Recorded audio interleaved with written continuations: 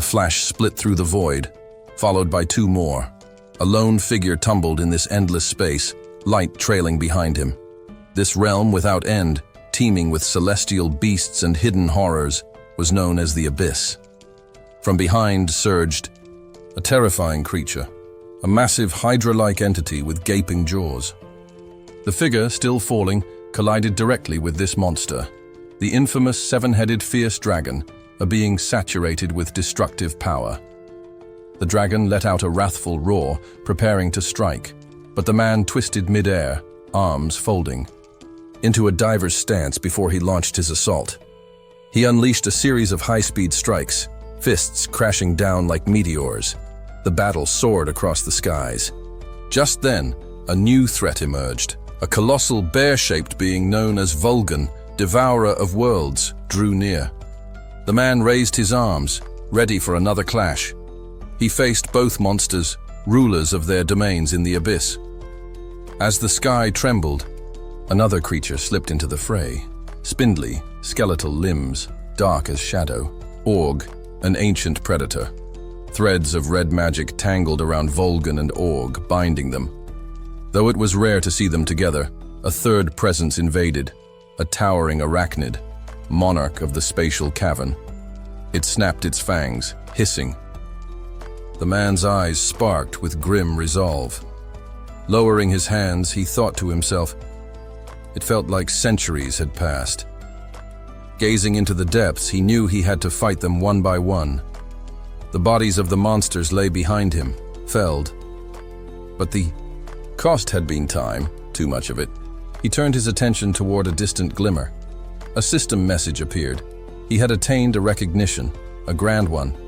He was now acknowledged as the invincible training master. The world itself pulsed in response.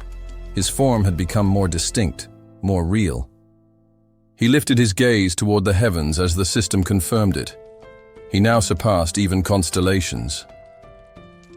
One day, Earth was pierced by a portal from the abyss. Myths were no longer fiction. Celestial entities, winged, radiant beings known as constellations, emerged.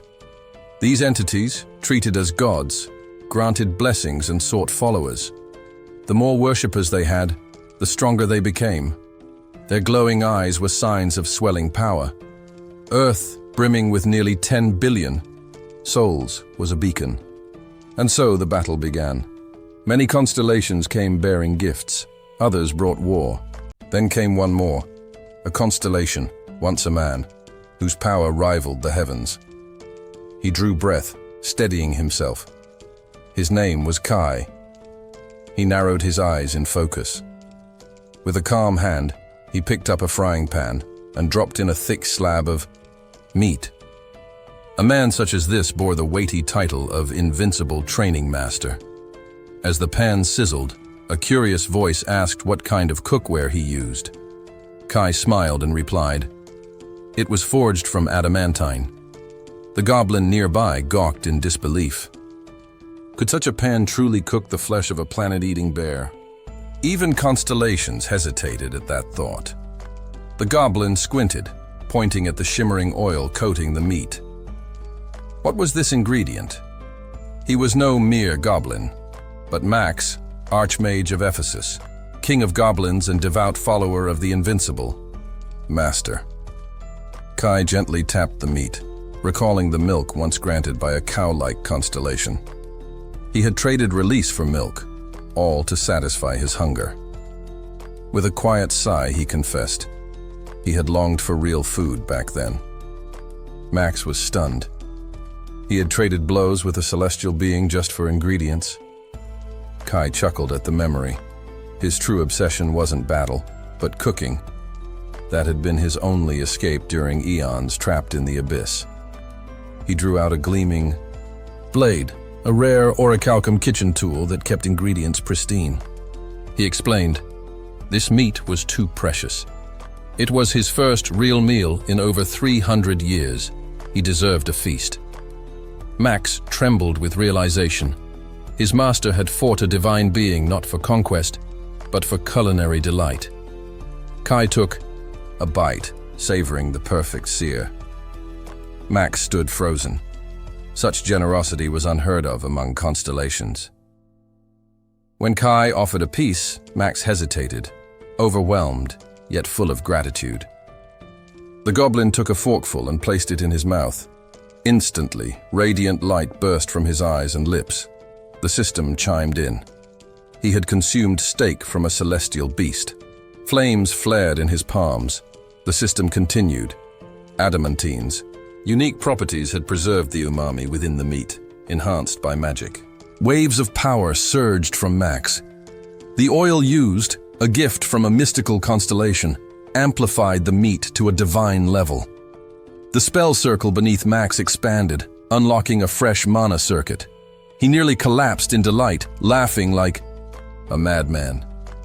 He named the dish the greatest he had ever tasted. Kai blinked, stepping away. He couldn't understand the goblin's kind. Their reactions always baffled him. He sat back, settling on a jagged rock, eyes drifting upward.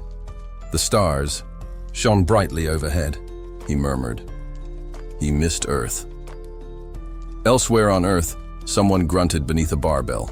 The past, murky and distant, revealed a time long before Kai was revered.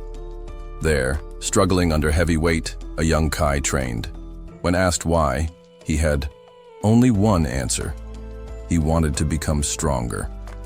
A nearby teacher, unimpressed, placed a textbook on his hip, saying this was a Korean lesson, not a gym. Another told the teacher to give up on the boy, like the others had. Kai back then had been ordinary, a human, a student, before he became something more, before he became the invincible training master. Kai trained endlessly in his room, relentlessly lifting weights. From a young age, he was consumed by the idea of becoming stronger. On the wall above him hung a weathered skull, a grim reminder of his past. As an orphan with no one to lean on, he had long ago decided that strength was his only protection. He heaved the barbell into the air again, sweat trickling down his face, his muscles burning. Training day in and day out, he pushed himself beyond human limits. Taking a brief pause, Kai lowered the bar and let it rest on his chest. Back then, he was ranked C+ as a hunter, one of many who took up arms against the threats spilling from the abyss. Hunters were regarded as modern warriors, noble figures who fought monsters and raided dungeons to protect humanity. There was glory in the work, and riches too. Monster cores, rare items, and powerful relics from the depths tempted many. Kai had nothing tying him down. With no family and no fears left to conquer, becoming a hunter had felt like the only choice. Sitting, nearby on a creaky chair, Bill observed the young man with concern. "Hey, maybe you should chill a bit," he said, watching Kai's drenched figure. He was breathing heavily, not from exhaustion, but from sheer intensity. Bill frowned. "You're really thinking of charging into a B-rank dungeon? We're barely surviving C ranks." Tilting his head, Bill continued, "Even the lower-tier dungeons are brutal. People die in there. And B ranks? They chew hunters. Up." His voice dropped. "Artifacts, martial arts, magic, it's all great. But none of it matters if your body breaks first. We're only human." Kai stared blankly at the floor, his silence weighty. Bill sighed, rubbing his face. "You can't just keep diving headfirst into hell. What's driving you? You don't care if you die? Don't you have a girlfriend? Or someone waiting?" Kai opened his inventory, then quietly said, "We broke up." Bill blinked, stunned. "Really? That's a shame. What happened?" Kai stretched his arms, trying to brush it off. "I told her I didn't have time for dates. I was focused on training. She told me to go date a monster instead. That was that," Bill groaned, dragging his hand down his face. "You're hopeless, man." Suddenly, the ground shook violently.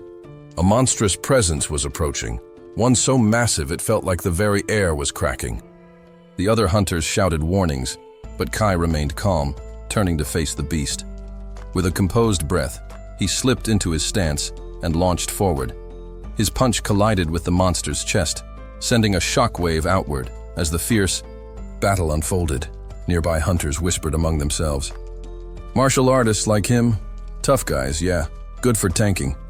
But when it comes to real damage, mages win every time. Kai ducked, then landed a blow to the monster's jaw. One hunter asked, "Why'd he even choose fist fighting?" Another replied, "We found a martial arts scroll in a dungeon. No one cared. Everyone's after magic these days." But Kai, he picked it up and started training like crazy. Kai stood over the fallen monster.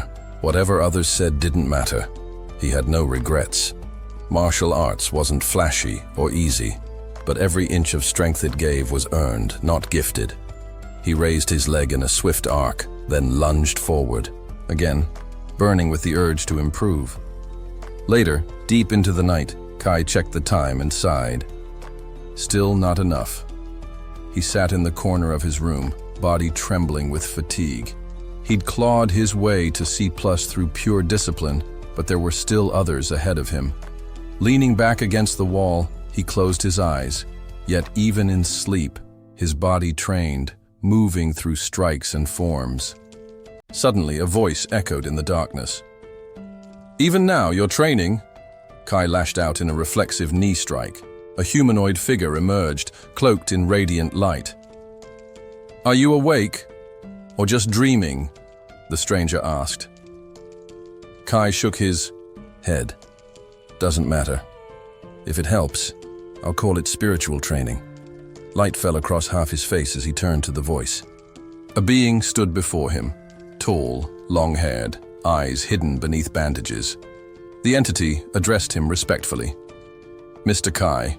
Kai squinted. "Who are you?" "I am Themis," she replied softly. "The virtuous goddess of the scales. A constellation of the abyss." He shielded his eyes from her glow, his body tense. "I'd like to make you an offer," she said. He blinked in confusion. "All right," he answered, far too quickly. Themis tilted her head, surprised. "No questions?" "Just one," Kai replied. "Will I become stronger if I accept?" A smile curled across her lips. "Yes," she said, hand brushing her face. "That's what I'm offering." Kai gave her a sincere nod. "That's all I need to hear." Suddenly, the air lit up around them in a warm, glowing storm. Kai looked upward and asked, "Why me? There are hunters out there stronger, more famous." Themis raised her hand, gathering the light into her palm. "I already told you who I am," she said. "As the goddess of the scales, I see all possibilities, including the future." Her hand dimmed, then released a storm of light. Within it appeared terrifying visions, monsters of immense size devouring Earth. "An apocalypse is coming," she said, "and it will be unlike anything the world has seen. Creatures like Org and others, dark constellations, would come not to test Earth, but to destroy it." She painted a future where humanity's current struggles would seem like nothing. Beneath her, the image of a burning red planet spun into view. "You," she said, "are the key to stopping this future." Kai stared, breath caught. The goddess drifted closer. "With me, you'll grow stronger. I'll make sure of it." Kai's eyes widened, his mouth slightly open. For the first time in a long while, something beyond training filled his vision, a path forward, guided by the divine. When the virtuous goddess of scales softly warned him that the road ahead would be paved with relentless, punishing, and almost inhuman training, she did so with a shaky smile. Beneath that calm exterior, however, she was quietly terrified. Her anxiety only grew with each passing moment. She had never imagined that someone would actually accept such a harsh, one-sided deal so readily. A nervous chill swept down her spine as she realized she was dealing with someone far beyond normal reasoning. With a subtle motion, she stretched out her arms as if to embrace the weight of her own words, her voice gaining clarity as she elaborated. Through this arduous training, Kai would eventually become her chosen avatar. She gently pressed her fingers together in a solemn gesture. Kai, watching her with growing curiosity, didn't know what to make of her trembling lips and hesitant offer. Even though she extended her hand to seal the pact, doubt flickered in her eyes. This sort of proposal had no precedent. It was unbalanced, unfair, and entirely irrational. Kai grumbled about the overwhelming burst of light that had accompanied her earlier appearance, shielding his face with his hand. Becoming the avatar of a constellation was no simple feat. It meant surrendering parts of your soul, binding it to a celestial entity, and living within its invisible constraints for eternity. Still, the glowing orb in her hand shimmered with undeniable promise, and Themis offered it to him, promising extraordinary strength and powerful magic. Without delay, she reiterated her proposal, urging him to become her avatar and accept the bond. She explained that, just as multiple constellations might compete for a single human vessel, there were limited opportunities to claim one, and many of the other constellations were far less patient or kind. They locked eyes in quiet acknowledgement of this widely known truth among hunters. Kai's face lit up with interest as he asked, almost eagerly, what sort of training she meant. He wasn't exactly a renowned hunter, and no one had ever fought over him after all. Themis summoned a massive golden scale behind her and revealed that she had created a dedicated training domain for him within the abyss itself.